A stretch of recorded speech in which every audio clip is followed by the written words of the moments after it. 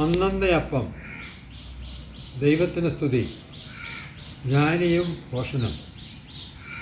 ജ്ഞാനിയും ഭോഷനും തമ്മിലുള്ള താരതമ്യം വിവേകികളായി പെരുമാറുവാൻ നമ്മെ സഹായിക്കും. വചനം പറയുന്നു, സുഭാഷിതങ്ങൾ 14:1 മുതൽ, ജ്ഞാനം വീട് പണിയുന്നു, ഭോഷത്വം സ്വന്തം കൈകൊണ്ട് അത് ഇടിച്ചു നിരത്തുന്നു. സത്യസന്ധൻ കർത്താവിനെ ഭയപ്പെടുന്നു, കുടിലമാർഗി അവിടുത്തെ നിന്ദിക്കുന്നു. ഭോഷൻ്റെ സംസാരം അവൻ്റെ മുതുകത്ത് വീഴുന്ന വടിയാണ്. വിവേകികളുടെ വാക്ക് അവരെ കാത്തുകൊള്ളും.